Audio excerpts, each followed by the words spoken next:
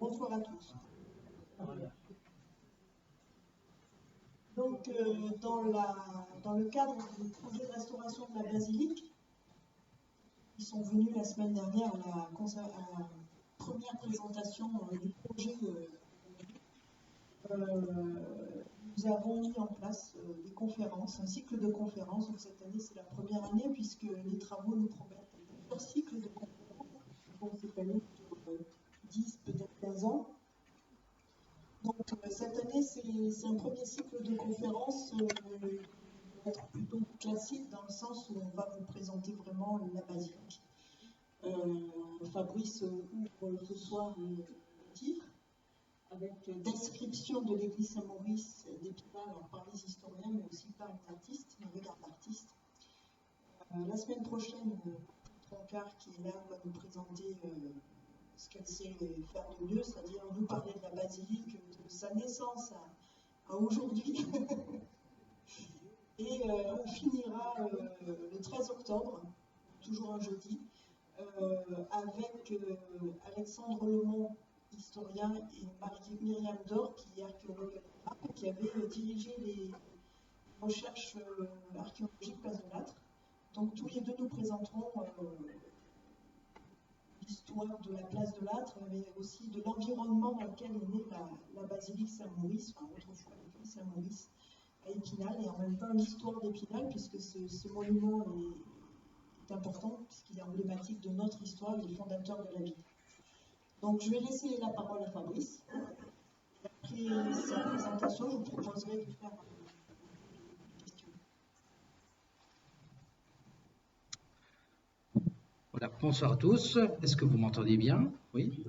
Voilà, je vous souhaite tous les bienvenus. Je vous remercie d'être venus aussi nombreux ce soir. Donc pour cette première conférence donc de ce cycle de conférences. Donc je ne vais pas vous annoncer le plan de mon intervention parce que vous l'avez sous les yeux. Hein. Donc deux grands thèmes principaux.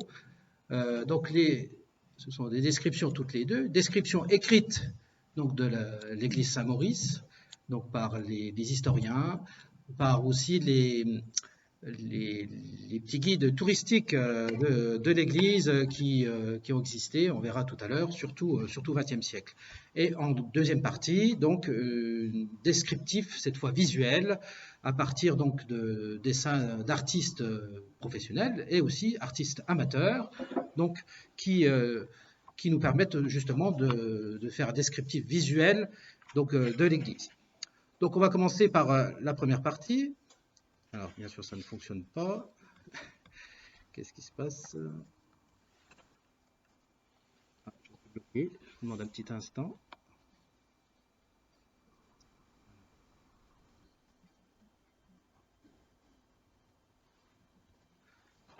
Voilà. Donc, quelques dates avec quelques publications que je vais un petit peu vous détailler. Première publication en 1841 par Charles Charton, dans la revue pittoresque historique et statistique des Vosges, imprimée à Épinal, chez Ponton. Ponton, c'est un lithographe donc, installé rue du Pont, l'actuelle rue du 170, qui publia donc les textes de Charles Charton, qui est un natif d'Épinal, qui était chef de division à la préfecture des Vosges, membre de la Société d'émulation, bien sûr, et qui a publié de 1821 à 1853 l'Annuaire des Vosges, que vous connaissez certainement, publication pleine d'intérêt qui renferme de nombreuses et intéressantes biographies et de notabilités vosgiennes notamment.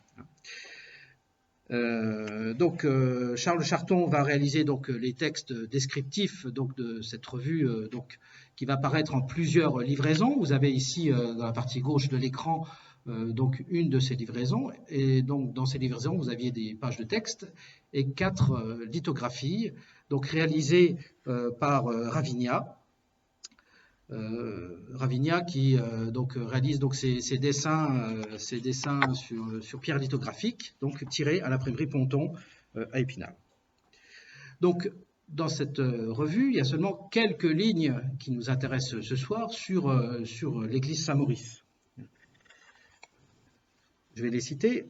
Donc, Charton décrit la ville d'Épinal à différentes époques, bien sûr, et les différents monuments qui existent en 1841, notamment la statue de Pinault, la porte du Boudiou, hein, l'emplacement actuel de la rue du Boudiou, en face de Vosges-Matin aujourd'hui, hein, donc détruite dans les années 1840, justement.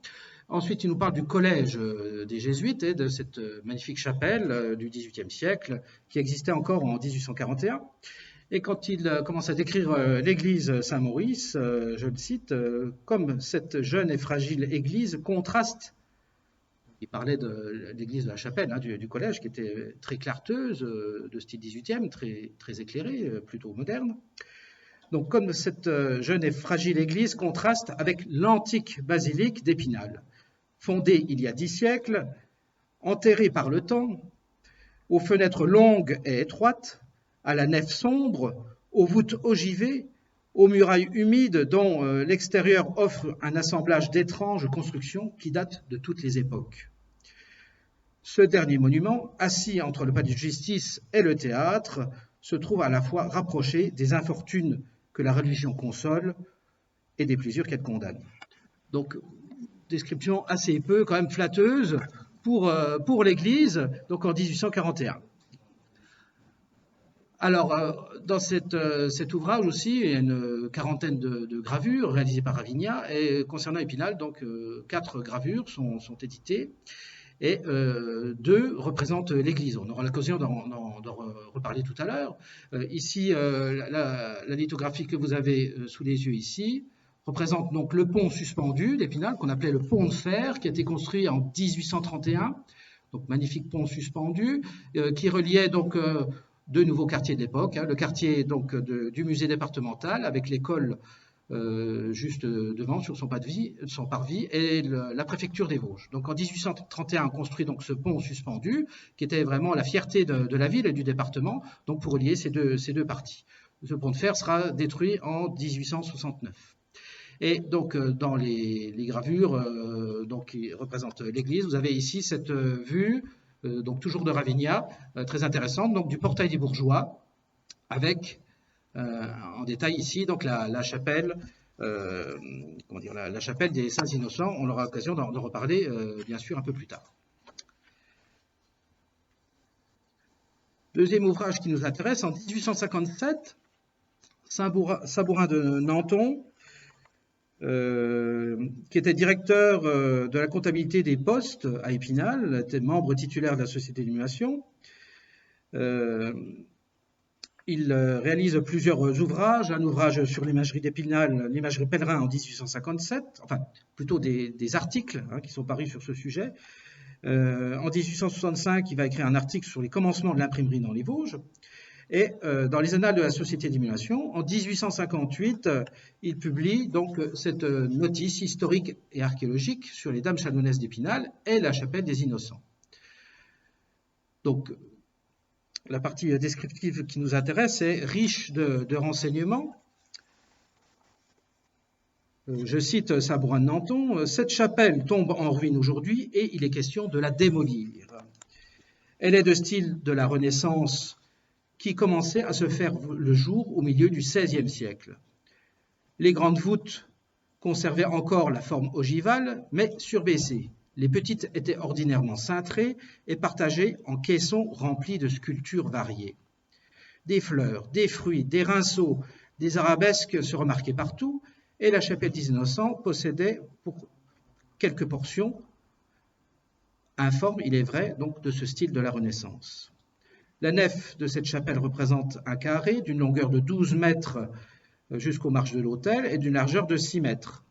Les colonnes qui soutiennent la voûte sont petites et groupées par 4 en piédestal d'une forme massive et sans autre ornementation qu'un simple tore. Elles sont surmontées d'un chapiteau dont l'ornementation est assez délicate, qu'on peut donc attribuer au style composite. Pour vous donner une petite idée, voici une photographie que j'ai la chance de posséder dans mes tiroirs, donc qui date des années 1865 à peu près, avant la destruction de la chapelle. Voilà l'état de l'église. On verra plusieurs fois cette représentation. Donc la chapelle des Innocents, vous l'avez ici. À titre de comparaison, mais là, je me tourne vers Jean-Pierre Doyen, qui pourrait nous parler très longuement de la chapelle Saint-Hubert, très, très bel exemple dans le département, qui datait aussi également de la même époque, hein, du milieu du XVe siècle, qui subsiste encore aujourd'hui, et avec donc les détails de ce plafond. Bon, à Épinal, c'était probablement plus modeste, mais on est dans les mêmes années hein, de construction, donc entre la chapelle de Saint-Hubert de l'abbaye d'Autray et la chapelle des Innocents à Épinal. Je continue de citer Sabourin de Nanton dans son descriptif. Les 2 fenêtres qui éclairaient cette chapelle sont en plein cintre, sans ornementation. On les voit ici, hein, les 2 fenêtres. Hop là, ici, voilà. On m'a assuré qu'elles étaient primitivement ornées de vitraux peints dont il reste encore quelques vestiges. C'est intéressant de savoir qu'à ce moment-là, il y avait encore des vestiges donc, de vitraux probablement d'époque. Et il assure également que cette chapelle conservait 3 grands panneaux historiés, donc des peintures qui représentaient donc, les scènes donc, du massacre des Innocents. Il est regrettable que ces peintures aient disparu.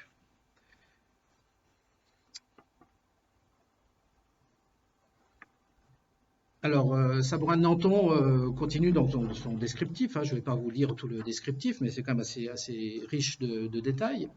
Et donc, il part un petit peu à la recherche dans les archives et dans les souvenirs donc, des personnes qui fréquentent l'église à ce moment-là. Et on lui a signalé que donc, ces 3 peintures, donc l'une représentait la Nativité, l'autre représentait l'adoration des bergers, et la troisième, donc le massacre des Innocents, qui était donc placé derrière l'autel donc, de cette chapelle. Donc tableau qui avait été retiré, et à la place, on avait placé un mur de maçonnerie pour étayer les voûtes, puisque au milieu du XIXe siècle, apparemment, d'après les archives, un certain nombre d'éléments de ces voûtes menaçaient ruine, et donc on a retiré les tableaux pour placer un mur en moellon pour soutenir ces voûtes. Et les tableaux ont été réutilisés d'une façon un petit peu étonnante, puisqu'il les a retrouvés, et en fait ces tableaux servaient d'estrade à des bancs à l'intérieur de l'église, et donc il a procédé à l'enlèvement des bancs, et on a soulevé les panneaux de bois, et donc il a retrouvé les peintures, ces anciennes peintures donc, du XVIe siècle, donc sous ces bancs. Mais bien sûr, avec les années, les quelques dizaines d'années qui étaient passées entre-temps, les peintures étaient fortement abîmées. Donc voilà, pour en résumer, Sabourin de Nanton nous fait vraiment un descriptif assez intéressant de cette chapelle, donc voilà, qu'on doit mettre en relation avec la chapelle d'Autray. Et la chapelle, elle sera détruite dans les années 1865-1866, avec l'aval des monuments historiques. Hein, ça, faut quand même le savoir. 1858, dans l'Annuaire des Vosges, imprimé donc à Épinal, chez Eglet, Monsieur Egal, qui travaille également à la préfecture, nous dresse quelques descriptifs de l'église. Au XVIe siècle s'éleva la chapelle des Saints Innocents. Malheureusement, pour édifier cette chapelle, assez pâle imitation du style Renaissance, comme pour élever la chapelle du Rosaire, une autre construction bâtarde et insignifiante, on fut obligé d'aveugler les grandes fenêtres de la nef, les fenêtres du triforium, puisqu'à ce moment-là, on a construit une toiture, donc la chapelle du Rosaire. Hein, si vous vous souvenez, il y a encore une dizaine d'années, cette ancienne toiture qui prenait naissance donc tout en haut de la toiture de la nef et qui redescendait en un seul pan. Donc la construction de cette chapelle et la forme de cette toiture avaient noyé des arcs-boutants et des fenêtres donc du triforium à l'intérieur donc des greniers de l'église, donc avec considérablement amoindri la lumière qui éclairait la nef donc à partir de ces fenêtres du triforium. Donc Egal est assez critique hein, vis-à-vis de la chapelle des Innocents et également de la chapelle du Rosaire. Alors il constate que dans le chœur, on a construit des boiseries sculptées dans un style quasiment Pompadour, donc des boiseries du XVIIIe siècle. Il parle aussi également, alors de façon un petit peu disparate, hein, de l'histoire de l'Église. Hein. C'est vraiment, dans ces ouvrages-là, c'est vraiment l'histoire de l'Église, du bâtiment hein, qui est relatée. Il parle de la fonte de la grosse cloche du Bourdon, et donc du fait que les dames chanoinesses auraient jeté au moment de la fonte donc, de cette cloche donc, des bijoux d'argent et d'or, et même de la vaisselle et autres objets précieux. Il parle aussi également du siège d'Épinal de 1462, à l'époque donc où un boulet de canon aurait traversé un des vitraux du chœur, juste dans la main de Saint-Guéry, et bien sûr le boulet serait tombé dans le chœur sans faire de dégâts. Et depuis cette époque, depuis le XVe siècle, on représente donc Saint-Guéry avec un boulet de canon. Et ce qui est intéressant dans cette notice de 1858, c'est que Egal nous assure que le vitrail donc, qui représente Saint-Guéry avec son boulet de canon est aujourd'hui conservé dans les archives de la fabrique. Donc un vitrail, ce n'est pas le vitrail actuel. Le vitrail, le voici sous les yeux, il date donc des années 1865, si je ne me trompe pas. Donc c'est sur le côté du chœur, vitraux réalisés par la maison Maréchal à Metz. Mais là, il parle de vitraux plus anciens qui représenteraient Saint-Guéry et qui, donc en 1858, étaient conservés quelque part donc, dans les archives de la fabrique. Voilà, et il parle donc des travaux entrepris à partir de 1844 par l'abbé Boulanger, donc qui curé d'Épinal, et qui va donc entamer un certain nombre de travaux en lien avec les monuments historiques. Et enfin, un dernier détail intéressant, ça on en parle encore régulièrement aujourd'hui, c'est que dans sa notice, il parle donc du château d'Épinal qui domine l'église et donc d'un souterrain qui existerait donc entre le château et l'église. Alors ça, c'est l'histoire, c'est un vrai serpent de mer. Écoute, dans mes visites guidées encore de cet été, il y a encore quelqu'un qui m'a parlé donc, du souterrain qui relie le château à l'église. Et ben, vous voyez, cette légende urbaine, là, ben, elle prend naissance justement dans ces documents hein, qui ont marqué, qui ont écrit avec texte des vieilles histoires et qui perdurent encore aujourd'hui. Alors j'avance un petit peu dans les notices. En 1860, le docteur Boyer va réaliser une intéressante notice sur l'église. Donc il parle un petit peu de l'histoire de l'église, avec les différentes parties de l'église qu'il va décrire, et du portail des bourgeois notamment, des chapelles. Bien sûr, la chapelle des Innocents, qui est le grand sujet de conversation du moment, dans le fait qu'on va la détruire. Elle est remplacée par une chapelle néo-gothique qui existe encore aujourd'hui. Il parle aussi également des édifices autour de l'église. On aura l'occasion d'en reparler tout à l'heure. Donc de ces édifices construits tout autour de l'église, donc place Edmond-Henri, au niveau de la place de l'Âtre, et rue Thierry de Humelan. Il parle donc de l'intérieur de l'église, du mauvais état. À l'intérieur, on avait percé des voûtes, coupé des piliers, muré des fenêtres, noyé des magnifiques colonnes du chœur dans un amas de vieux bois qui faisait semblant d'être des stalles. On avait édifié une belle chaire de style Louis XV, tout étonné de se trouver là. Très belle chaire en bois doré avec une statue équestre de Saint-Maurice qui sera vendue dans les années 1860. L'orgue se trouvait au fond de l'église sur une tribune en bois qui prenait un quart de la dimension de la nef, et cette tribune en bois était soutenue par de magnifiques colonnes en bois doré de très belle facture. Alors, il dresse aussi également un bilan donc, des travaux déjà réalisés depuis l'époque de l'abbé Boulanger, à partir de 1844. Et il parle aussi un petit peu des perspectives des futurs travaux. Que faut-il faire? Enlever la chaire? Faut-il détruire tous les immeubles autour de l'église? Bien sûr, la réponse est oui dans son propos. Et qu'est-ce qui reste à faire au niveau des travaux? Donc il dit qu'il ne doit pas y avoir de mur mitoyen entre la maison des seigneurs et celle des bourgeois. Donc son idée, effectivement, c'est de détruire toutes les maisons tout autour de l'église, y compris celle qui reste encore aujourd'hui attenante à l'église, au portail du bourgeois. C'est le pâté de maison situé entre la rue de la Basilique et la rue Saint-Guéry.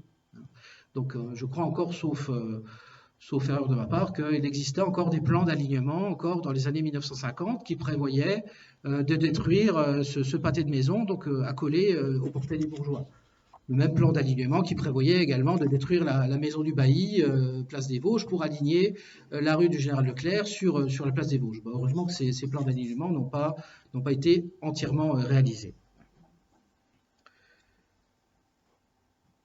Il parle aussi également, toujours en 1860, qu'au niveau du portail des Bourgeois, on a essayé de remplacer les chapiteaux de la base du portail des Bourgeois, donc du rez-de-chaussée, et on a choisi pour cela un grésvosgien. À notre avis, c'est une erreur. On aura l'occasion de voir ça un petit peu plus en détail tout à l'heure. Donc la base du portail des Bourgeois et les côtés qui ont été restaurés donc en 1848.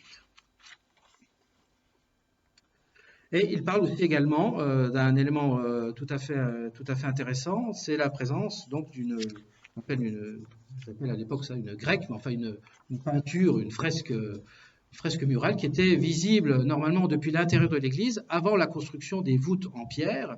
Donc vous l'avez ici, donc ça c'est dans les greniers de la basilique.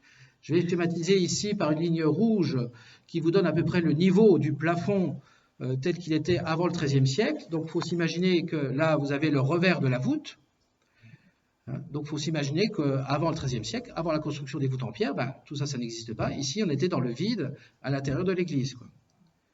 Donc quelques détails ici de cette fresque ou cette peinture murale. On voit très bien ici donc une sorte de crénelage ici, donc très visible. C'est très étonnamment à proximité immédiate donc de la voûte construite au XIIIe siècle. C'est très étonnant d'ailleurs que cette partie soit été sauvegardée à cet endroit-là.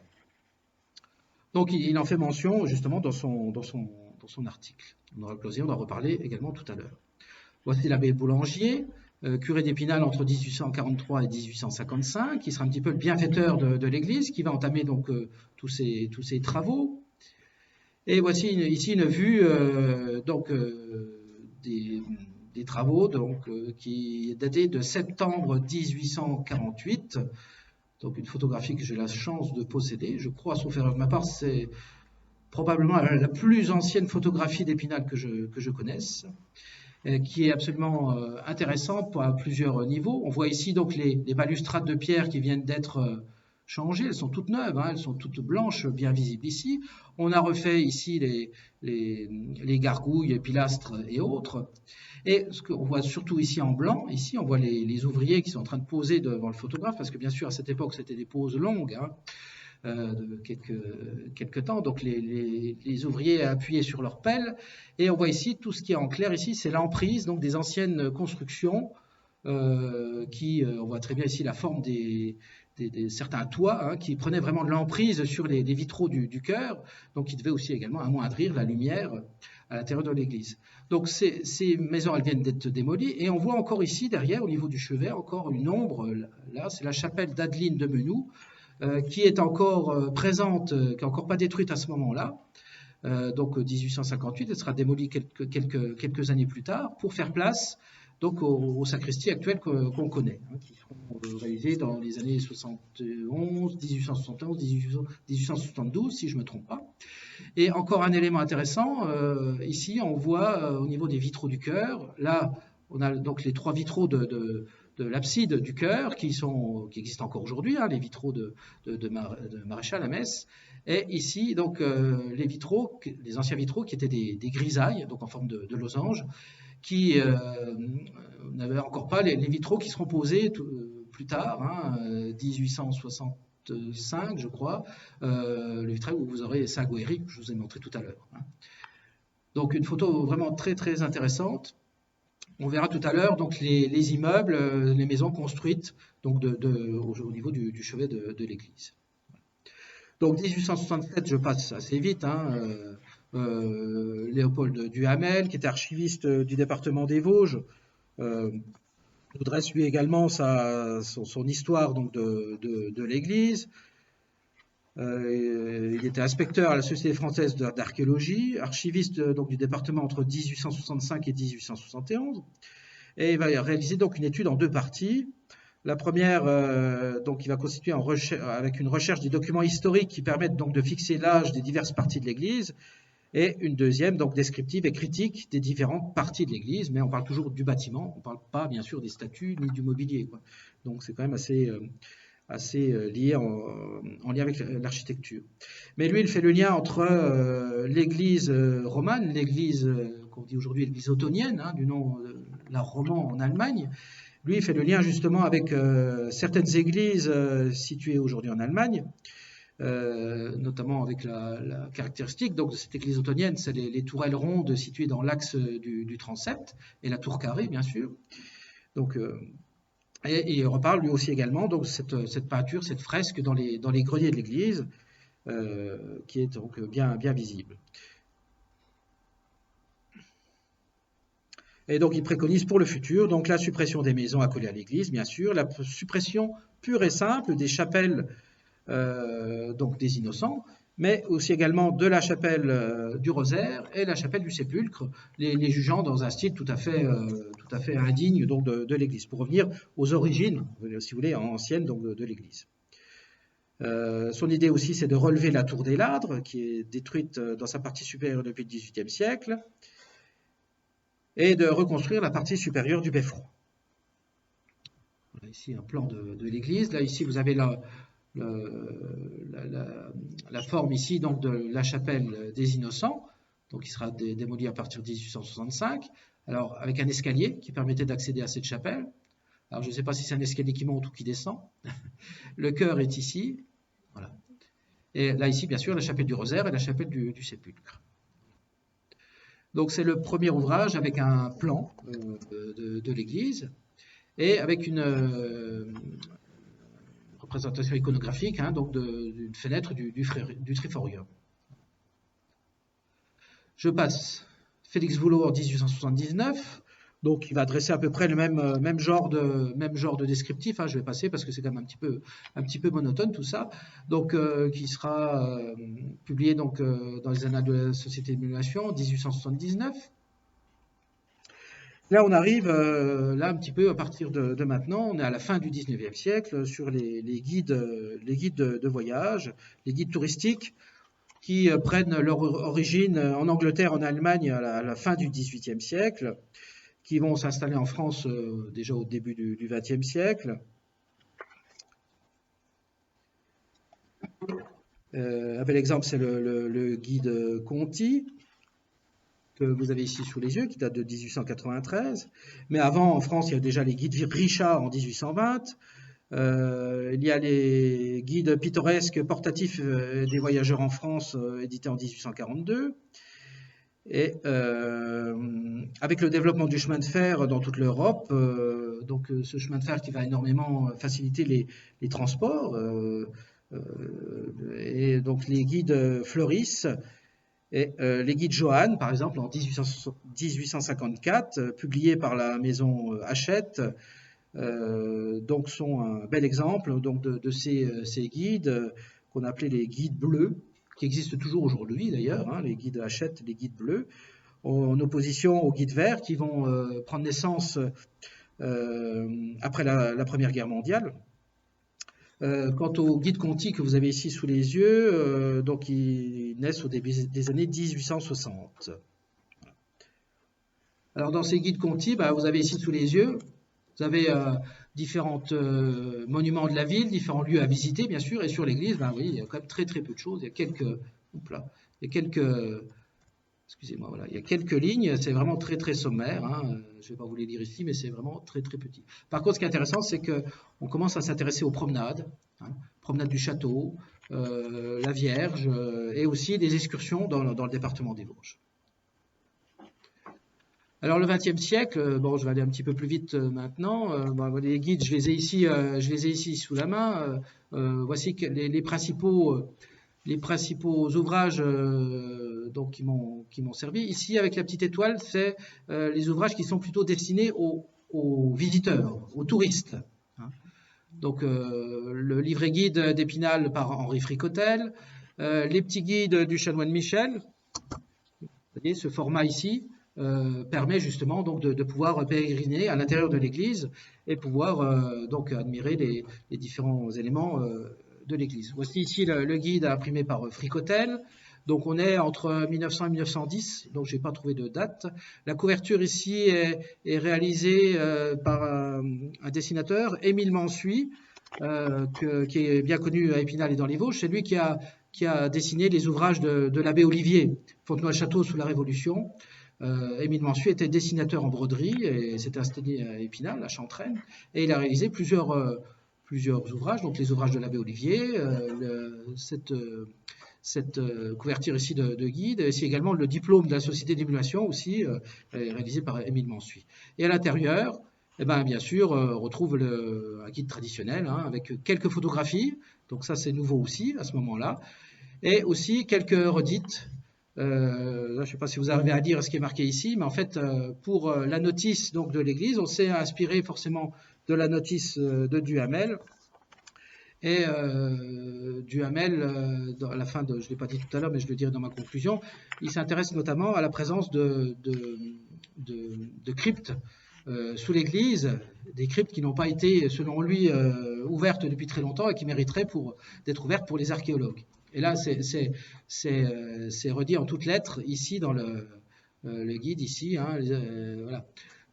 Son désir, c'était à ouvrir donc largement, etc. Bon, j'arrive pas à lire, je suis trop petit sur l'écran, mais bon, voilà, ça reprend exactement le texte de Duhamel. Alors, André Philippe, en 1910, qui sera publié sous différentes formes, dans la bibliothèque des Marches de l'Est, va bien sûr nous faire un état complet de l'Église. C'est un ouvrage vraiment de référence. C'est le premier ouvrage de référence sur l'Église, avec des dessins réalisés par André Philippe ici, donc très, très précis, très, très pointus, différentes coupes, des élévations, des photographies également réalisées par André Philippe. Ici, on est au niveau du transept, hein, donc la nef de l'église ici. Et là, nous sommes au niveau du transept nord, donc différentes coupes réalisées par André Philippe. Ici, la coupe du clocher, très intéressante ici. Et photographie des objets d'art de l'église tels qu'ils étaient en 1910, c'est-à-dire tous rassemblés au niveau donc du sépulcre, avec les chasses de Saint-Gory, Saint-Auger, d'Ecce-Homo, Saint-Joachim, les Vierges à l'Enfant, etc. Donc tout est entreposé à ce niveau-là. C'est aussi quand on va redéployer toutes ces œuvres dans l'Église, ça va permettre aussi également d'enrichir les guides touristiques, parce qu'un guide touristique de statut d'une église, tout est rassemblé au seul endroit, il n'y a pas besoin de faire de guide, quoi, parce que tout est au même endroit, quoi. Mais à partir du moment où on va redéployer toutes ces œuvres dans l'église, ça va nécessiter un cheminement à l'intérieur de l'église, et donc le guide prend tout son sens à ce moment-là. En 1913, autre ouvrage de référence, mais cette fois pour tout le département, Georges Durand va écrire donc un ouvrage qui fait toujours date aujourd'hui, hein, sur les églises romanes des Vosges. Georges Durand était originaire de Remiremont, et il va travailler toute sa vie comme archiviste du département de la Somme. Mais sa thèse à l'école des Chartes à Paris en 1881 était justement l'étude archéologique et religieuse du pays des Vosges entre les années 1000 et 1250, donc la période romane. Donc il va par la suite continuer à travailler sur sa thèse et donc réaliser cet ouvrage qui est toujours un ouvrage de référence aujourd'hui, hein, pour l'architecture romane du département. Et donc, bien sûr, quelques pages sur l'église Saint-Maurice, riche de renseignements. Le chanoine Michel, donc curé de l'église Saint-Maurice, c'est lui qui va initier les travaux de restauration de la tour Beffroi. Vous voyez ici sur le guide, ici sur la droite, la toiture du chœur telle qu'elle était depuis la fin du 19e siècle. La partie supérieure s'est un petit peu effondrée et donc on avait fait une toiture provisoire à 4 pans qui est restée comme ça jusqu'en 1932. Enfin, je vais pas prendre le texte de Martine la semaine prochaine, je ne sais plus où elle est, Martine, voilà, mais elle va détailler ça la semaine prochaine. Mais le chanoine Michel donc, est à l'initiative donc, de la réfection de la partie supérieure donc, du clocher, du beffroi, telle qu'elle est aujourd'hui, quoi. Et il va également reprendre les travaux d'André Philippe, faire une synthèse et réaliser donc ce petit guide touristique édité par la paroisse Saint-Maurice, donc en 1928, avec bien sûr un descriptif, voilà, chapelle par chapelle, donc tout à fait intéressant. Là, on est dans l'idée de la visite, on va dire, avec un cheminement. Donc, on est vraiment dans l'esprit du guide touristique. André Philic va refaire encore un nouvel article sur l'église, un petit peu plus synthétisé qu'en 1910. Donc, il va apparaître en 1929. Donc, l'église abbatiale puis capitulaire Saint-Maurice d'Épinal, avec donc des photographies et un texte, voilà, une quinzaine de pages à peu près. Le chanoine Michel va refaire donc son guide en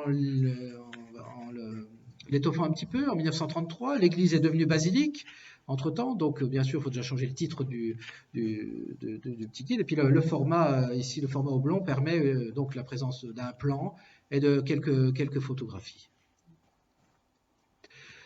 À l'occasion donc des fêtes de juin 1933, un fascicule a été fait également pour les personnes donc, qui viennent aux différents offices, mais aussi toutes les personnes qui vont passer dans l'église dans ces moments-là. Et cet ouvrage est rempli de photographies, dans lequel vous avez bien sûr le programme des manifestations, et réalisé donc, dans l'esprit justement des guides touristiques. Ici, en haut à droite, donc le nouvel hôtel des reliques.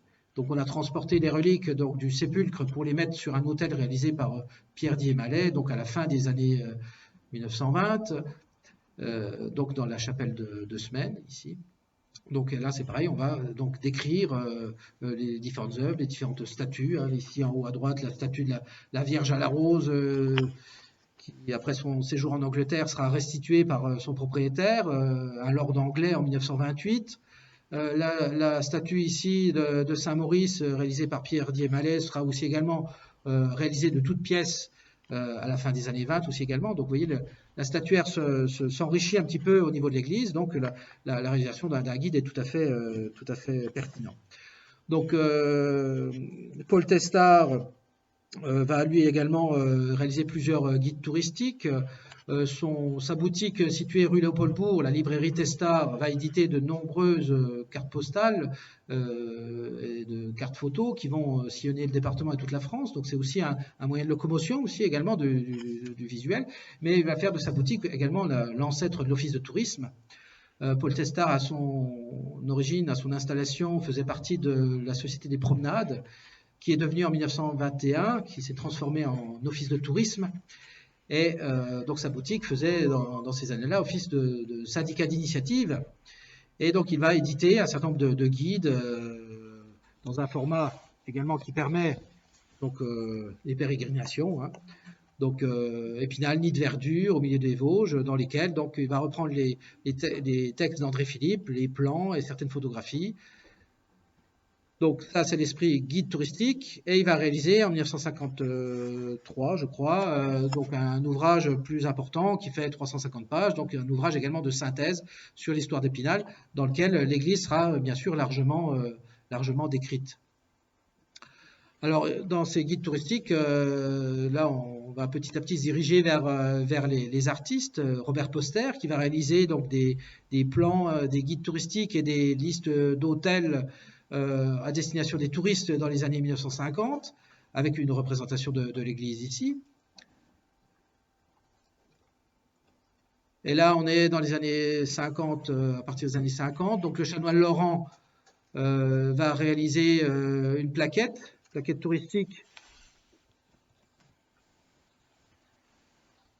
donc qui va prendre la suite de la plaquette du chanoine Laurent. L'abbé Javelet va lui écrire plusieurs ouvrages, mais Épinal, l'image de 1000 ans d'histoire, va laisser une grande place donc à l'histoire de l'Église. Et bien sûr, c'est un ouvrage de référence, un ouvrage de synthèse pour les historiens et les curieux, mais c'est pas pour les visiteurs. Hein. Épinal en image 1960 avec le club Noir et Couleur et l'abbé Javelet aussi également vont réaliser donc des photographies. Là, je suis retombé récemment sur cette coupure de presse intéressante qui annonce la sortie de l'ouvrage. Mais ce qui est intéressant, c'est qu'on voit donc les photographes du club Noir et Couleur à l'œuvre, ici en train de prendre des photographies, et à l'intérieur donc le photographe qu'on voit ici en bas à gauche a réalisé la photographie que vous avez en haut à gauche, hein, donc de ce chapiteau historié avec des têtes sculptées. Donc un ouvrage voilà, très intéressant et avec photographie vraiment de belle qualité. Alors pour le touriste, bien sûr des petites feuilles photocopiées vont permettre la visite à moindre coût, hein, et en 1974, donc l'ouvrage écrit par Bernard Rouault et les photographies de Jean-Christian Veuglé va apparaître à la demande donc du chanoine Boucher, qui va donc commander à Bernard Rouault et Jean-Christian Veuglé cette plaquette qui sera imprimée donc en 1974. D'ailleurs, sur la photographie, on voit ici des travaux tout récents qui ont consisté donc à la réfection, donc la toiture de la tourelle donc du Saint-Esprit, côté place de l'Âtre, ici. Et un ouvrage riche de belles photographies descriptives, très, très intéressant. Et enfin, j'en viens à Martine, qui va réaliser donc en 1984 sa thèse. Je crois qu'elle a commencé en 1979, donc quelque chose comme ça, non, hein, quelque chose comme ça, voilà. Et donc l'ouvrage, l'église Saint-Maurice d'Épinal, une église dans la ville, donc va apparaître en 1989. Donc ouvrage bien sûr qui fait toujours autorité aujourd'hui. Et donc différentes plaquettes de l'Office de tourisme représentent l'église. On a aussi également dans les années 90 commencé à réaliser des petits guides, des simples photocopies avec des textes en anglais, en allemand et en néerlandais. Martine va aussi également réaliser un article dans le Pays Lorrain sur l'église. Ça c'est en... Je ne sais plus quelle année c'est 1989, voilà, non, 1994, pardon, voilà. Et enfin, en 1996, donc le dernier guide de l'Église paru dans la collection itinéraire du patrimoine, en lien avec l'inventaire de Lorraine. Donc c'est la brochure numéro 177, donc consacrée à l'Église d'Épinal. Voilà, j'étais un petit peu long sur les descriptifs, je pourrais vous m'en excuser, c'est un petit peu austère tout ça. On va passer à la deuxième partie qui est un petit peu plus visuelle, hein. Donc je dis souvent qu'une belle image c'est mieux qu'un long discours, effectivement. On va passer un petit peu en revue différentes œuvres qui sont conservées dans des institutions publiques, la BMI, le musée départemental, le MUDAC, le musée du chapitre, le musée de l'image à Épinal, des archives départementales, dans des collections privées et aussi également dans mes tiroirs, parce que j'ai la chance de posséder quand même pas mal de documents en lien avec l'Église. On va commencer tout de suite par le plus ancien, 1626 Nicolas Bello, qui est conservé au musée de l'image, bien sûr, avec une représentation de l'Église très intéressante, avec la chapelle des Innocents ici qu'on retrouve. On voit ici qu'il y avait une sorte de balustrade ajourée, sculptée, et on commence à voir ici les immeubles construits tout autour de l'église. Dans ces immeubles, on y trouve une buanderie, un cordonnier, un épicier, enfin toutes sortes de boutiques très variées.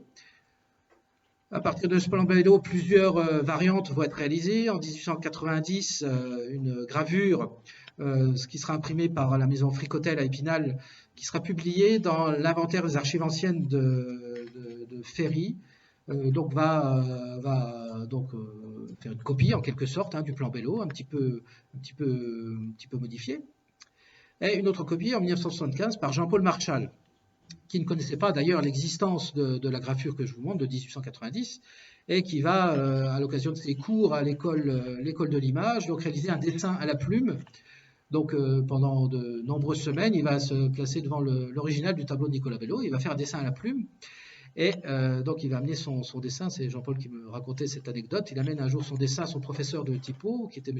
Durand, à l'école de l'image, tout fier de lui présenter donc le dessin du plan Bello, et puis M. Durand lui dit « Ah ben c'est bien, ce sera la deuxième variante du plan Bello ». Il dit « Ah bon, pourquoi il y en a une autre ?» Ben oui, il y en a une autre parue en 1890, et Jean-Paul Marchal ne connaissait pas cette gravure, et il pensait réaliser vraiment pour la première fois une copie du plan Bello.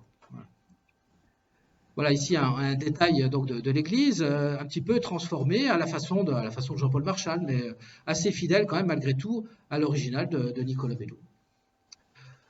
Toujours dans le même esprit, donc Patrick France va réaliser pour l'imagerie d'Épinal un détail du plan Bello où on voit l'église ici représentée. Là, on est dans les années 90.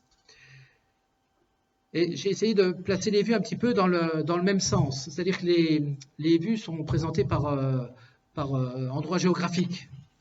Donc ici, on retourne à Nicolas Bello en 1626. La vue est prise depuis actuellement, je dirais, le monument aux morts ou l'entrée du cours, avec la présence de l'église ici en tout petit qui dépasse donc des murailles de la ville.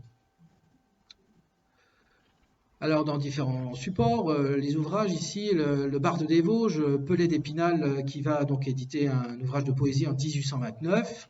Et ici, donc sur votre droite, une charmante lithographie réalisée par Charles Pensée, et dans laquelle on voit donc l'église qui émerge des toits de la ville. Alors bien sûr, au musée départemental, il y a un certain nombre de dessins de Charles Pensée, donc je les ai tous consultés. Donc quelques-uns, on va les passer assez brièvement parce qu'on pourrait passer beaucoup de temps sur chaque dessin, mais le temps nous manque bien sûr parce qu'il y a beaucoup de choses à vous montrer. Ici, cette vue qui est datée du 17 juillet 1832, donc on voit très bien l'église ici qui dépasse, et ici la tourelle du Saint-Esprit, donc qui dépasse, et bien sûr on ne voit pas sa sœur jumelle de l'autre côté. Pourquoi? Parce que à ce moment-là, elle est déjà tronquée dans sa partie supérieure. On aura l'occasion de la revoir plus tard. Au premier plan, quand même, je vous signale quand même la présence donc, du pont suspendu, le pont de fer dont on a déjà parlé tout à l'heure. Là, ici, le bâtiment que vous avez là, c'est le collège des Jésuites, à l'emplacement donc du lycée actuel. Une autre vue, quasiment au même endroit, ici la colline du château en arrière-plan et l'église qui est représentée ici légèrement sur le côté. Là, ici, on devine la tour chinoise qui est représentée là. Et là, ce que vous avez là devant vous, ici, c'est la toiture de la porte du Boudiou. Donc, on est à peu près dans les mêmes années.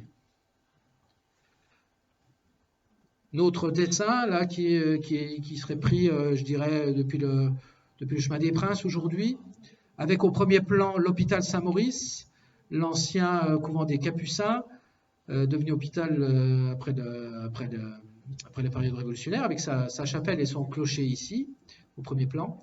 Et donc l'église, ici, en quelques coups de crayon, donc, qui émerge des toits d'Épinal, et donc la colline du château. Ici, une autre vue de Henri-Joseph Hogarth. Alors, c'est marqué vue du château 1626. En fait, ça reprend à peu près l'emplacement de Nicolas Bello, pardon. Mais Nicolas Bello, il a triché un petit peu sur la présentation du plan. Et Henri Hogarth, ici, donc, représente l'église quasiment de face. Là, ici.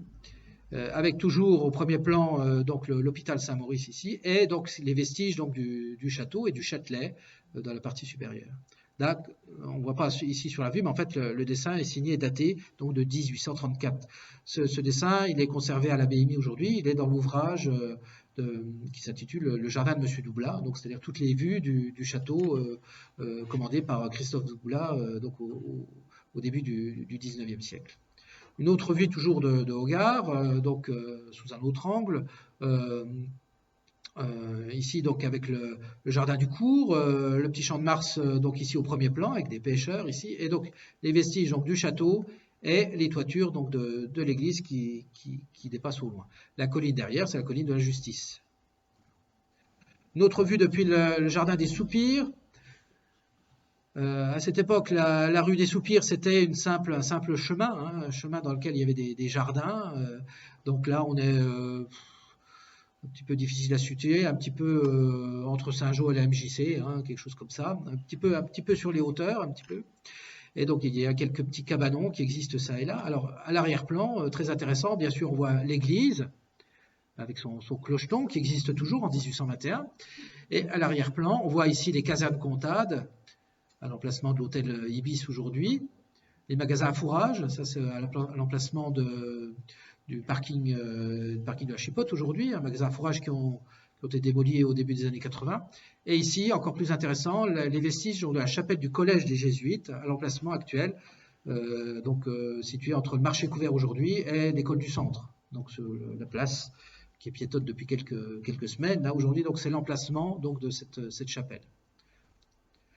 Ici, là, depuis la colline donc, du château, avec l'église. Très intéressant ici, on voit les maisons accolées à l'église, on les reverra tout à l'heure.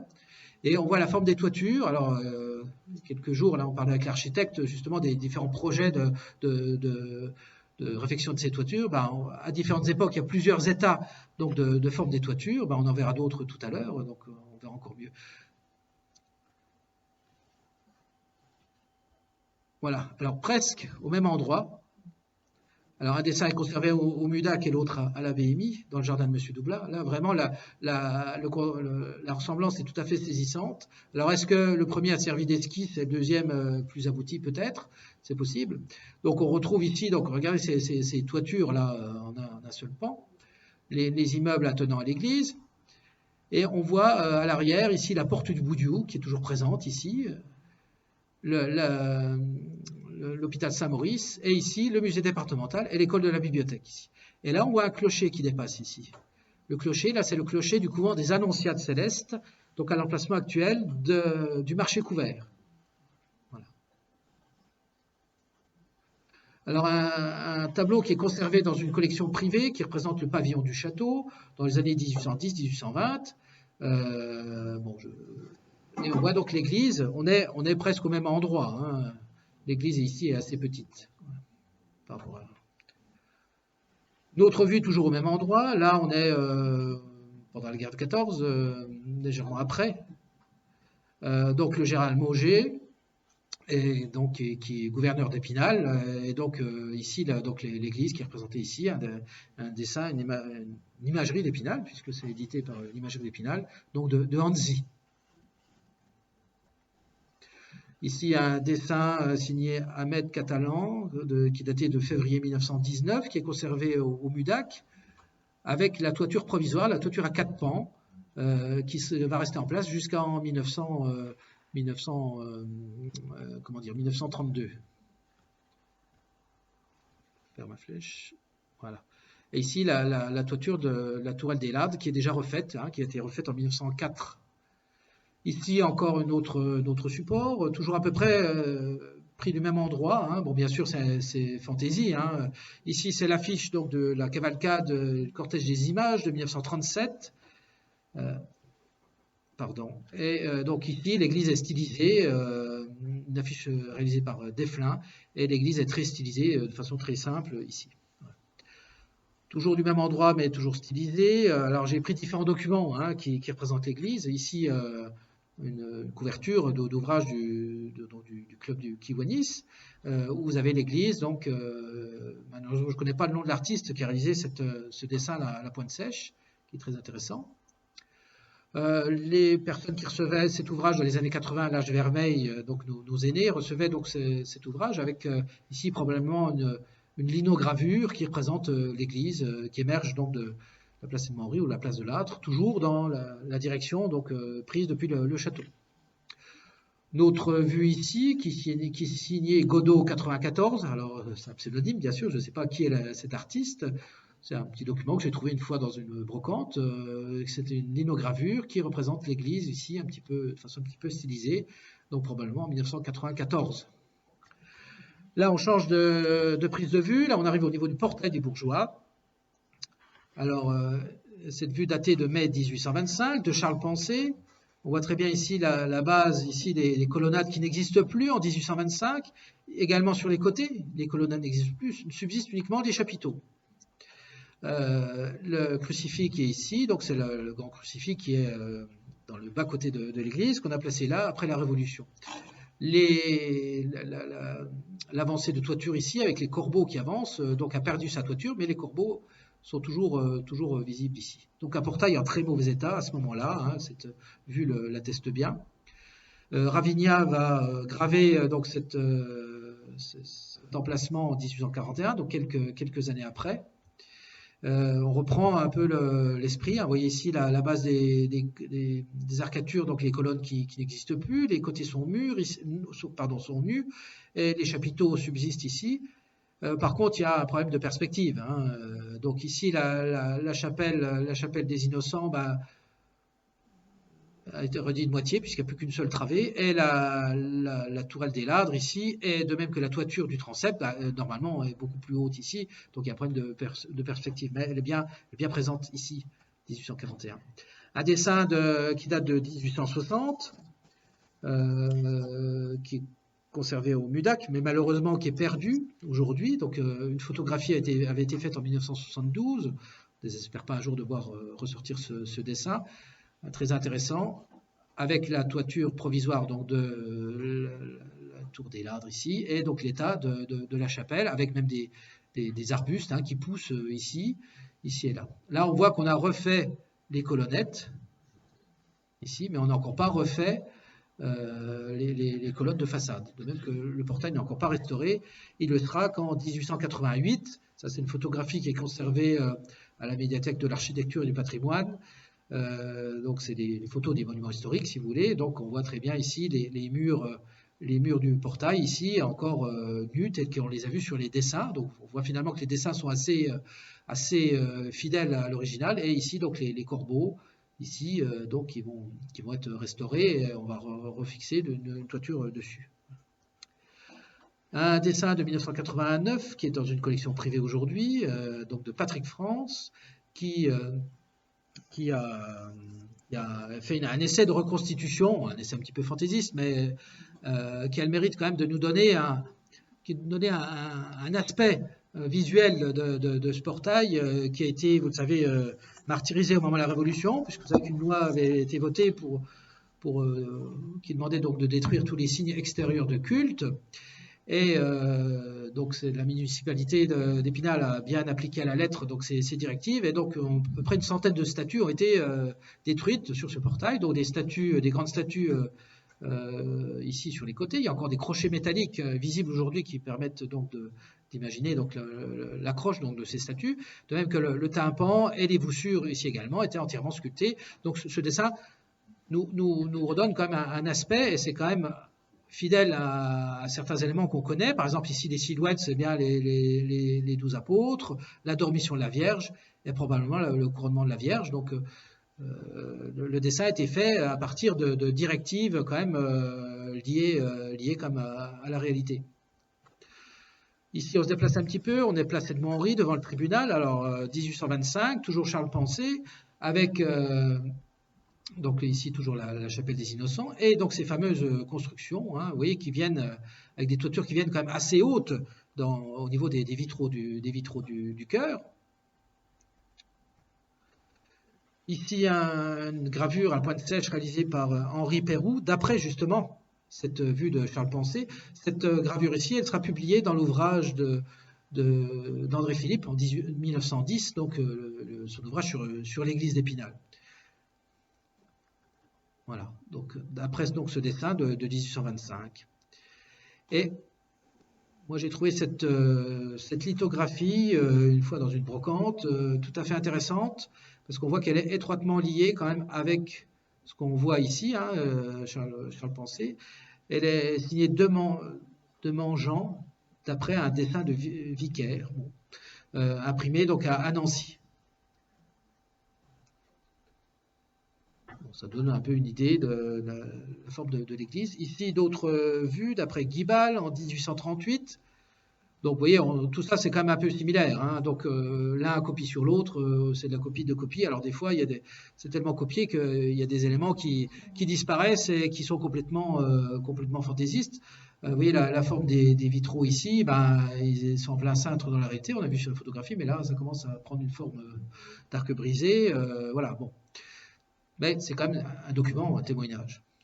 Ici, au même endroit, Paul-Henri Pierre, qui réalise des aquarelles qui sont conservées aujourd'hui au MUDAC, qui sont datées des années 1889-95 à peu près. Donc là, on voit ici que la chapelle des Innocents, bien sûr, a laissé place à la chapelle qu'on connaît aujourd'hui, chapelle néo-gothique. La toiture de la chapelle, l'escalier à vis, la tour des Ladres, donc n'a encore pas refait, donc on est avant 1904. Les sacristies sont installées, donc on est vraiment soit à toute fin du 19e ou tout début du 20e siècle. Mais un autre indice nous permet quand même de dire qu'on est plutôt à la fin du 19e siècle, c'est que la toiture donc, du clocher est encore la toiture ancienne. On n'a encore pas la toiture à 4 pans. Donc on est plutôt dans les années 1880 que vers 1900. Ici, d'autres vues. Bon, je vais les passer un peu vite parce qu'elles se ressemblent toutes un petit peu. L'église sert de support aussi également dans différents cas. C'est le cas ici d'un concours de gymnastique organisé à Épinal. Malheureusement, il n'y a pas la date, mais on est dans les années 30, les années 40. Ici, l'aquarelliste Andreu, je crois que c'est Bernard Andreu, va réaliser plusieurs aquarelles de l'église. Voilà, je vais les passer un petit peu.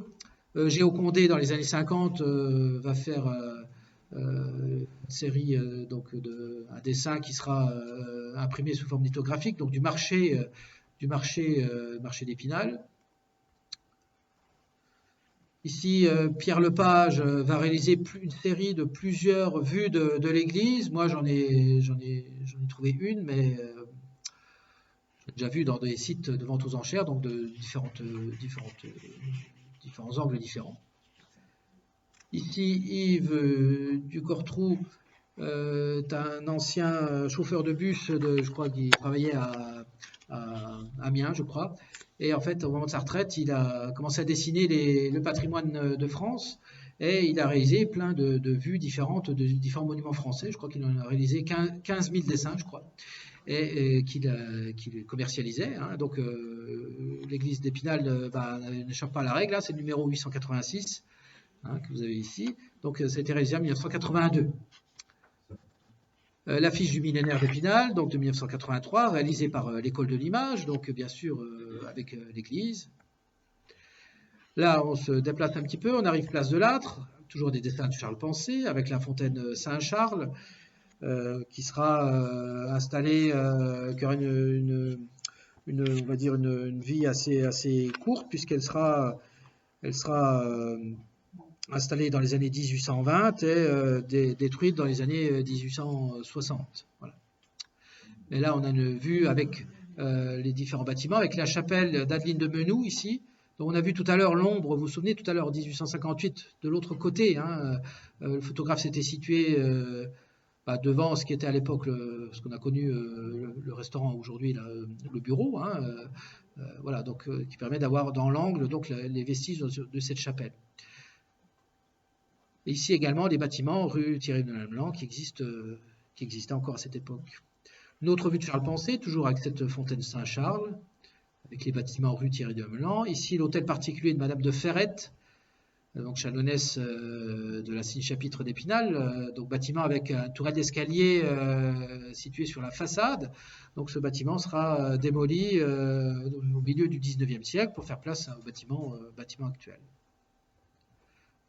Une autre vue, celle de Ravinia, alors qui est tout à fait similaire aux autres ici, qui est la forme des bâtiments respectés, la forme de la fontaine aussi également.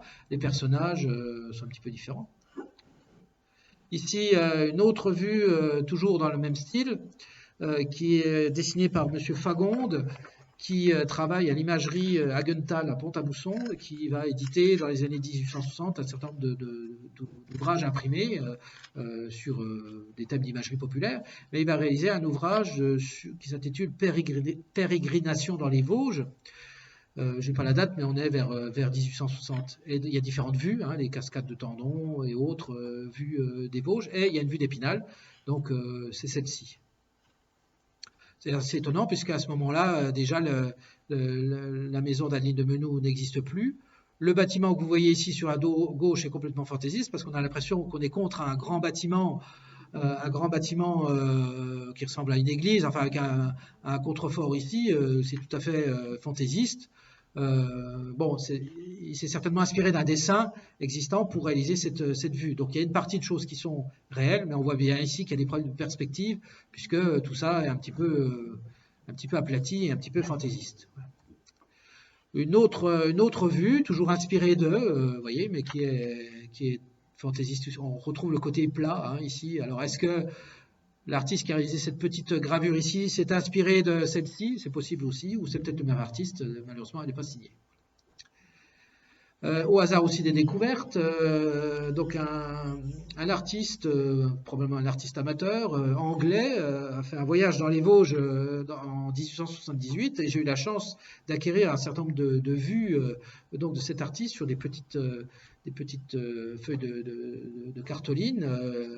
Et donc cette vue est datée du 21 août 1878. Donc le nom donc, de cet artiste, Geoffrey Allen, donc, qui a croqué la place de Lattre et l'église. Donc en 1878, on remarque que la fontaine n'existe plus et que la maison d'Annie de Menou n'existe plus aujourd'hui. Là c'est le bâtiment qui existe encore aujourd'hui. Voilà. Mais les maisons sur le côté de la rue Thierry de Hamelin existent toujours. Voilà. Henri Guingaud va croquer l'église dans les années 1950. Ici, une gravure à la pointe Tèche qui est datée de 1942, qui est une signature illisible, donc représente l'église. Donc là, je passe. Et enfin, une aquarelle tout à fait récente, mais qui s'inspire de Charles Pensée.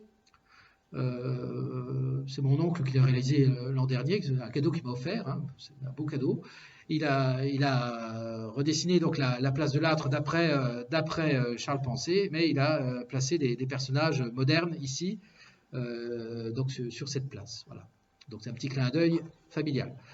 La rue Thierry de Hamelin, donc avec l'emplacement de l'ancien cloître, donc vue qui est conservée au MUDAC aujourd'hui, réalisée par Charles Pensée, d'après un dessin donc de son oncle Henri Hogarth, donc qui avait dessiné ce cloître avant sa destruction, hein, je crois que c'est 1795 si je ne me trompe pas. Dans un premier temps, on va détruire ici sur le côté une chapelle qui donnait sur la place de Lattre, et ensuite on va donc détruire le cloître pour faire place à une rue, la rue Thierry de Hamelin. Une autre vue également de ce cloître. Là ici, la partie que vous avez là, donc c'est l'endroit, vous avez donc la porte des Dames, c'est l'endroit où on a reconstitué une travée du cloître au 19e siècle. Alors tout ça c'est encore un petit peu flou, peut-être que Martine, c'est peut-être un sujet sur lequel il faudrait qu'on retravaille aussi, c'est que sur les plans anciens qui sont conservés aux archives départementales, on voit que dans ces maisons accolées à l'église qui ont été construites après la Révolution, il existait, soi-disant, une travée du cloître. Mais quand on a détruit ces maisons, on a récupéré un certain nombre d'éléments d'architecture, mais on a refait une travée de cloître telle qu'elle existe encore aujourd'hui. Mais qui n'est pas du tout dans cet aspect-là, puisque quand on voit sur ce dessin, on voit bien ici que chaque travée de cloître était constituée de trois petites arcatures en plein cintre. Donc c'est un petit point encore qui mériterait d'être élucidé. Enfin voilà, les deux seuls dessins du cloître qu'on connaisse aujourd'hui. Bien sûr, l'église, au niveau de la façade, sera reprise sous différents thèmes. Ici, pour un meeting d'aviation en 1923. Ici, toujours par Henri Guingaud dans les années 50. Ici, par un dessin, enfin une gravure à la pointe sèche d'un artiste inconnu, qui est un petit peu maladroite, mais enfin qui a mérite d'exister. Je vous ai parlé tout à l'heure de Robert Poster dans les années 50. Ici, une autre vue avec une sorte de petits traits, hein, qui forment donc l'église. L'église qu'on retrouve également sur certaines médailles. Ici, la médaille du centenaire de la Caisse d'épargne d'Épinal, donc en 1934. Ici, très intéressante. Sur la couverture et l'affiche donc du millénaire de 1953, le premier millénaire d'Épinal, parce qu'Épinal a quand même fêté 2 fois le millénaire en quelques dizaines d'années, c'est quand même assez étonnant, hein, on a fait 2 fois le millénaire. Hein. Donc les programmes des fêtes de 1953 avec l'église stylisée ici, qu'on retrouve sur les enveloppes, qu'on retrouve sur les timbres événementiels, donc, et également sur les flammes postales. Donc tout ça, c'est l'œuvre de Robert Poster. Un artiste qui mériterait largement qu'on s'intéresse à son travail parce qu'il a réalisé énormément de choses dans les années 50, énormément de choses artistiques. Ici, sur le laissez-passer, si on peut dire, le billet d'entrée à l'église pour les fêtes donc, du millénaire de 53, un petit pins, comme on dirait aujourd'hui, mais enfin une petite broche, hein, dans lequel vous avez une représentation de l'église aussi également.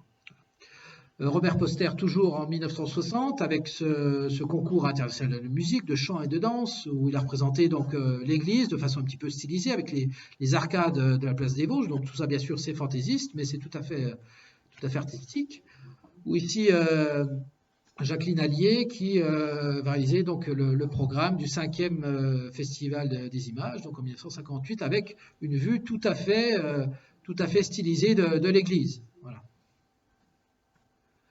Ici, dans un album de dessin qui est un album de dessin amateur de la fin du 19e siècle, de la famille Moinel, qui est une famille d'Épinal. Donc j'ai eu la chance d'acquérir un certain nombre de dessins d'amateurs, donc dans des petits carnets.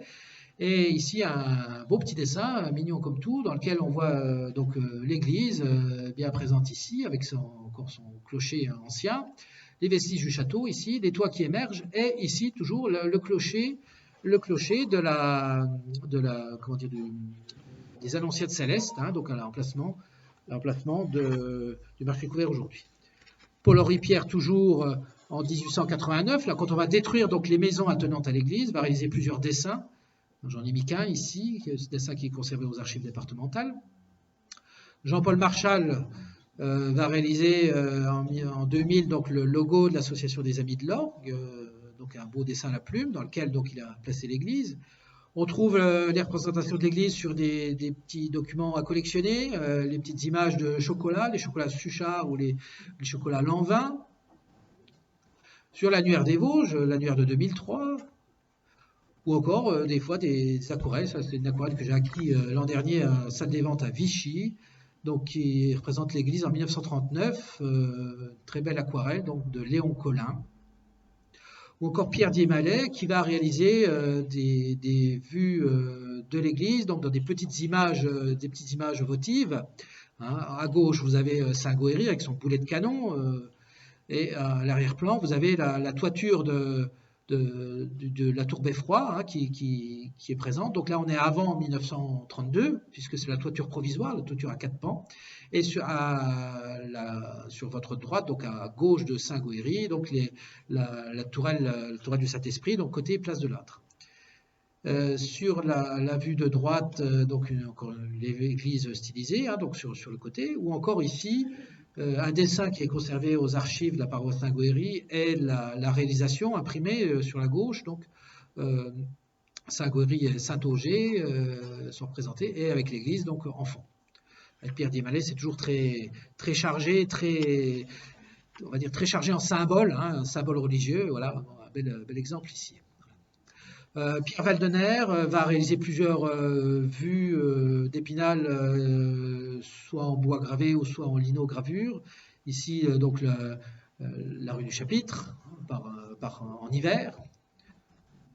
Bernard Andrieux, on a vu tout à l'heure des vues de l'arrière de l'église, depuis Edmond Henry. C'est un des rares artistes qui a représenté des vues intérieures de l'église. Là, on est dans les années 1940-1950.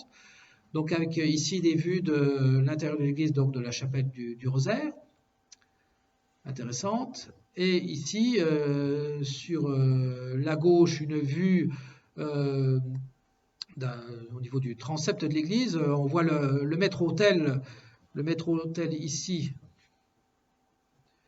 Ici, donc là, on est au niveau de la mise au tombeau, si vous voulez, et on regarde le cœur de l'église. Ce qui est intéressant ici, c'est que au moment où il a pas réalisé cette aquarelle ici, c'était la niche d'exposition du Saint-Sacrement qui était placée à l'emplacement donc de la croix, donc cette belle niche en bois doré dans laquelle on plaçait l'ostensoir. Donc était rarement placée sur l'autel, mais au moment où il l'a réalisé, elle était placée. Voilà. Et ici donc la chapelle de la Vierge, ici donc à droite du chœur. Ici la statue de Saint-Goëry. D'autres vues ici, encore la chapelle de la Vierge ici, la chapelle du Rosaire ici sur la droite, et ici une vue depuis la chapelle de Semaine en direction de la nef avec le crucifix donc installé dans l'église jusque dans les années 1960 hein, dans la nef. Voilà, une vue ici de statue de Jeanne d'Arc avec un appui de communion donc dans la chapelle de Semaine. L'appui de communion, il y a longtemps qu'il a été retiré. Hein. On n'a même pas de photographie, c'est le seul document qui atteste la présence d'un appui de communion ici dans cette chapelle. Ici, d'autres vues, je vais les passer un peu vite, hein, des vues donc de journaux illustrés, l'illustration ici de 1859 avec la toiture qui dépasse, l'imagerie d'Épinal avec des images donc d'André Jacquelet, l'épouse d'André Jacquemin, donc à l'occasion du millénaire d'Épinal, avec une vue de l'église centrale. Ici, pour l'affiche du Festival des images de 1954, toujours André Jacquelet va représenter l'église sur le côté. André Jacquemin, lui, va faire plusieurs dessins de l'église, mais j'en ai choisi un, c'était sur les couvertures de catalogue de vente de Christian Damoisy à Épinal, donc avec un dessin d'André Jacquemin reproduit. Ici, la médaille du centre de transfusion sanguine d'Épinal avec la tour T10, le pont Sadi-Carnot et l'église représentée. Ici, la médaille du millénaire, le deuxième millénaire, donc celui de 1983. Hein. Le timbre en 1997, que vous connaissez bien sûr, avec la flamme postale, donc tout ça je passe assez vite parce que ça vous avez déjà vu.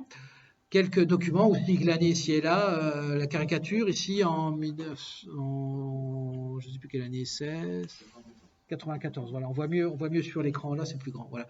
Avec une vue tout à fait intéressante hein, de l'église, avec la place des Vosges, je trouve ça super.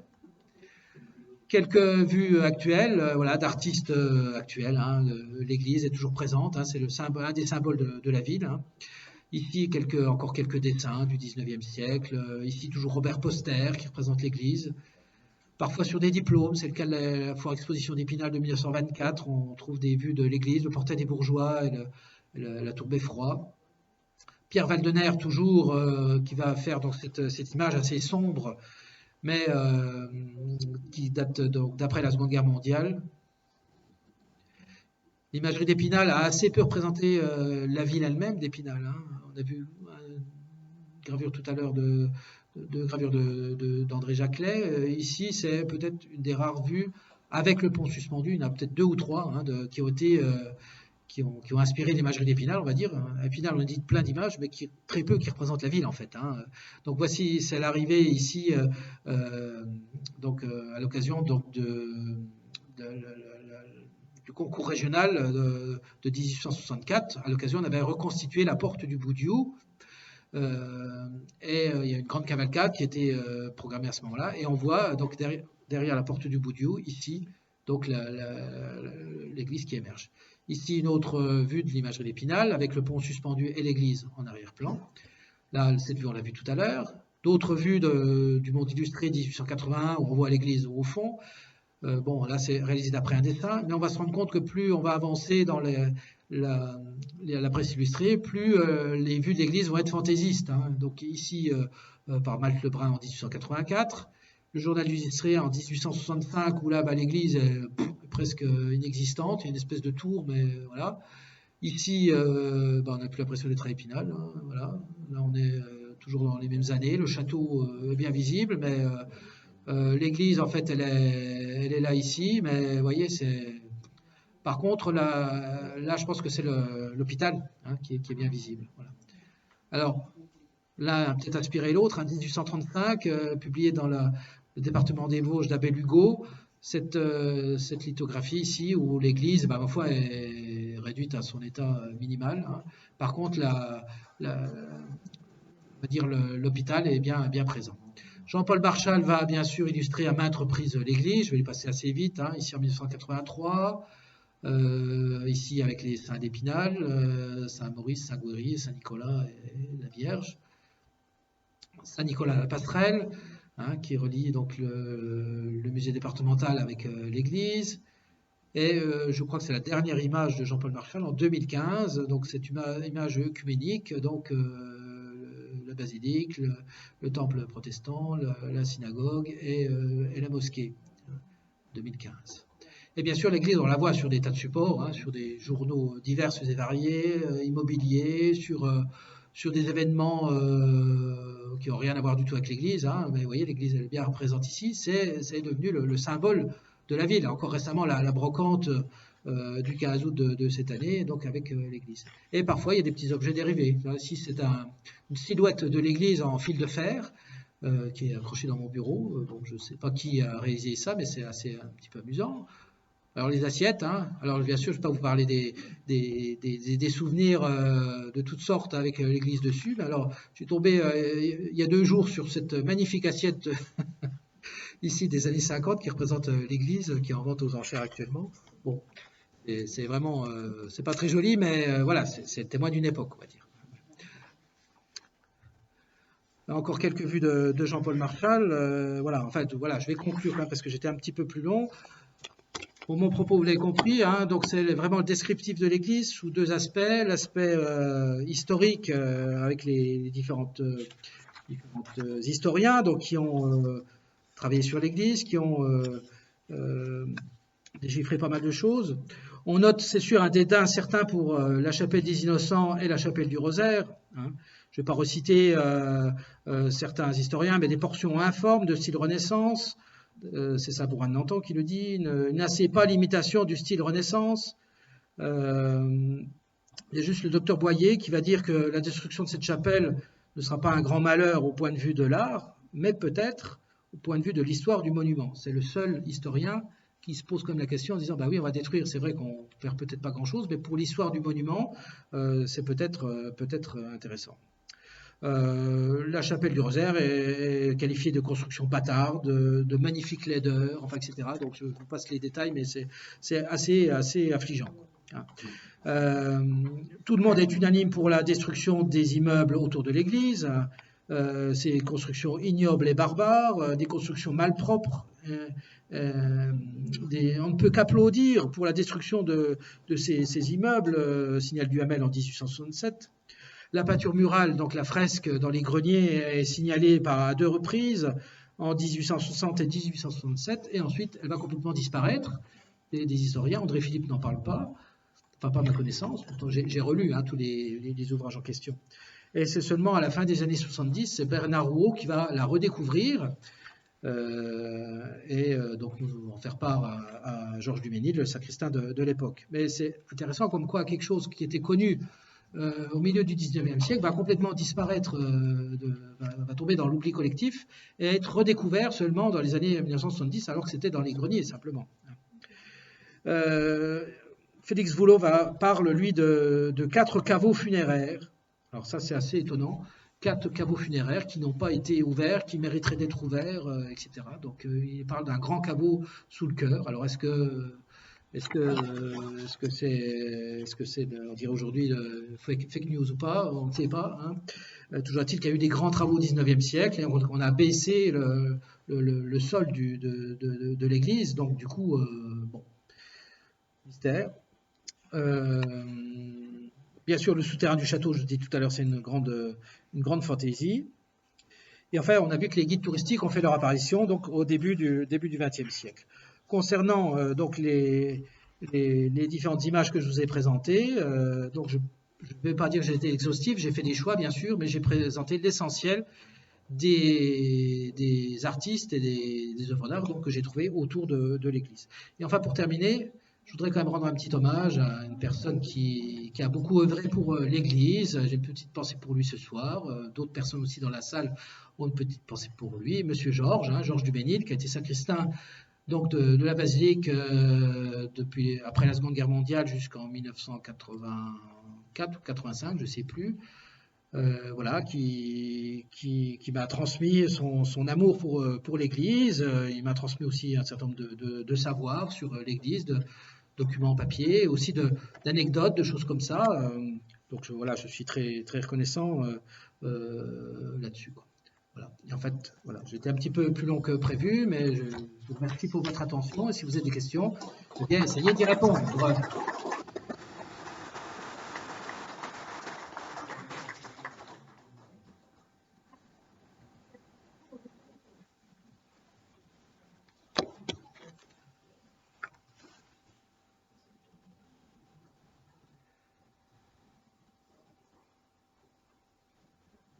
Pas de questions, ma foi. S'il n'y a pas de questions, ma foi, on va se donner rendez-vous la semaine prochaine pour la conférence de Martine. Donc, il va nous parler donc de l'histoire de l'église, hein. Mais bon, bien sûr, en une heure ou une heure et demie, c'est une gageure, hein. Il va falloir aller vite, mais surtout des travaux aussi, je pense, hein, de l'église en partie. Voilà. Voilà. J'espère ne pas avoir trop marché sur ses plates-bandes ce soir. Voilà. En tout cas, je vous remercie de votre attention. Si vous n'avez pas de questions.